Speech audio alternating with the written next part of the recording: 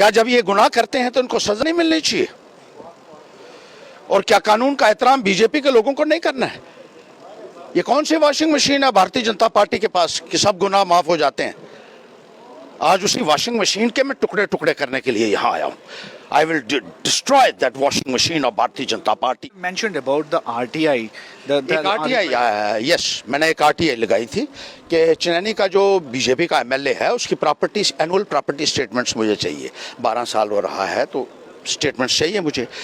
तो यहाँ असेंबली के सेक्रेटरी ने कहा कि वो MLA कह रहा है कि ये नहीं देनी है किसी को भी। क्यों नहीं देनी है?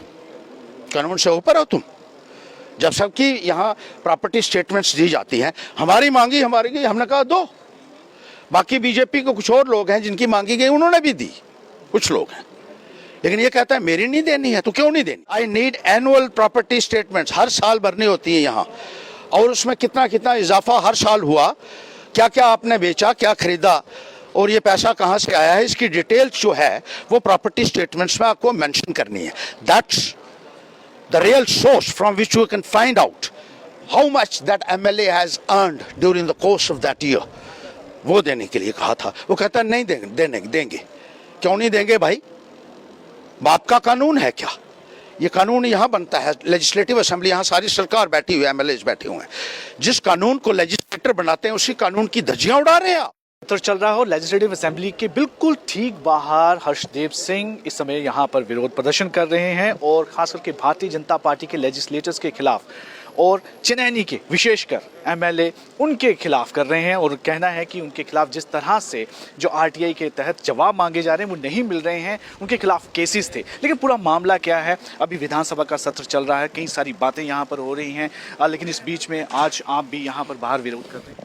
बीजेपी वाले क्या कानून से ऊपर हैं? मेरा एक बहुत बड़ा सवाल है। अंदर पूरी सरकार बैठी हुई है और बाहर मैं धरने पे इसलिए बैठा हूं कि मुझे जवाब चाहिए। क्या कानून इनके लिए नहीं है? क्या इंतजामिया इनके इशारे के ऊपर चलेगा? क्या जब ये गुनाह करते हैं तो इनको सजा नहीं मिलनी चाहिए? और क्या कानून का एहतराम बीजेपी के लोगों को नहीं करना है? ये कौन सी वॉशिंग मशीन है भारतीय जनता पार्टी के पास कि सब गुनाह माफ हो जाते हैं? आज उसी वॉशिंग मशीन के मैं टुकड़े टुकड़े करने के लिए यहाँ आया हूँ। I will destroy that washing machine of Bharatiya Janata party which purges all sins of these BJP people। You have mentioned about the RTI। एक RTI, यस, मैंने एक RTI लगाई थी कि चनैनी का जो बीजेपी का MLA है उसकी प्रॉपर्टी एनुअल प्रॉपर्टी स्टेटमेंट्स मुझे चाहिए। 12 साल हो रहा है तो स्टेटमेंट्स चाहिए मुझे। तो यहाँ असेंबली के सेक्रेटरी ने कहा कि वो MLA कह रहा है कि ये नहीं देनी है किसी को भी। क्यों नहीं देनी है? कानून से ऊपर हो तुम?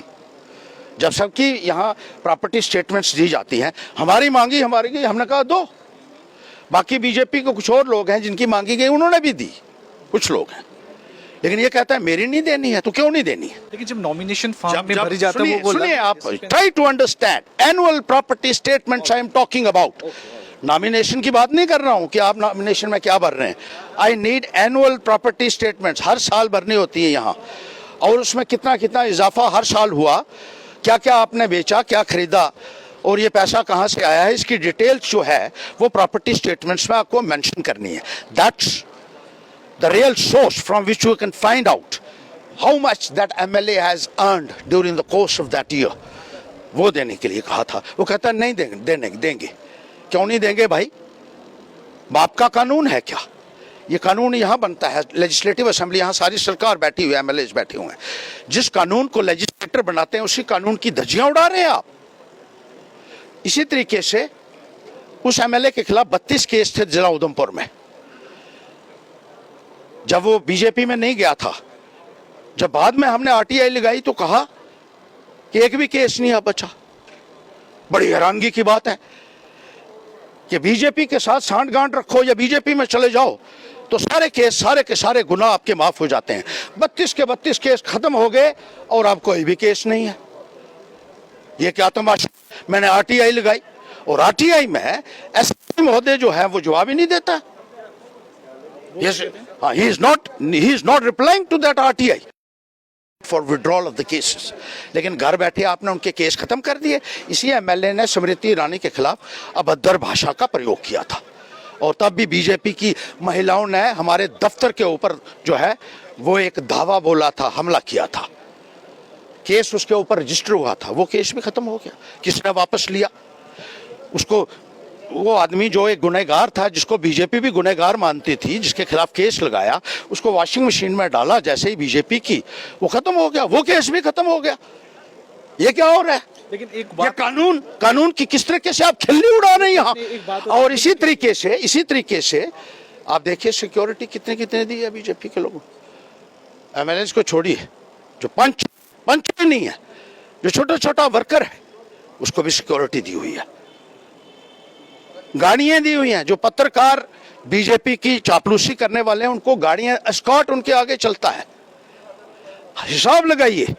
जब मैंने रिपोर्ट की तो मेरी सिक्योरिटी वापस ले ली। मैं एक एक्स मिनिस्टर हूँ, 18 साल एमएलए रहा, और आज के दिन में भी हर जो लोगों की आवाज उठा रहा है। आपके पास इसमें कोई सिक्योरिटी नहीं? हाँ, एक पीएसओ दिया हुआ है, एक पीएसओ दिया है, नाम का बेचारा बीमार हो जाता है तो मैं ऐसे हो जाता हूँ। और बीजेपी के जो तो अभी आप क्या मांग करेंगे? मांग ये कर रहे हैं, कानून को बहाल करो, जो कानून खुद बनाया हुआ है। और बीजेपी को आप जो गैर कानूनी तरीके से संरक्षण दे रहे हैं, उनके केसेस खत्म हो जाते हैं, उनको कायदा और कानून से ऊपर माना जा रहा है, जो मर्जी वो कर लें, कानून की धज्जियां उड़ा रहे हैं और उनको कोई पूछने वाला नहीं है। तो इस संदर्भ में आपको कार्रवाई करनी पड़ेगी इनके खिलाफ। बिल्कुल।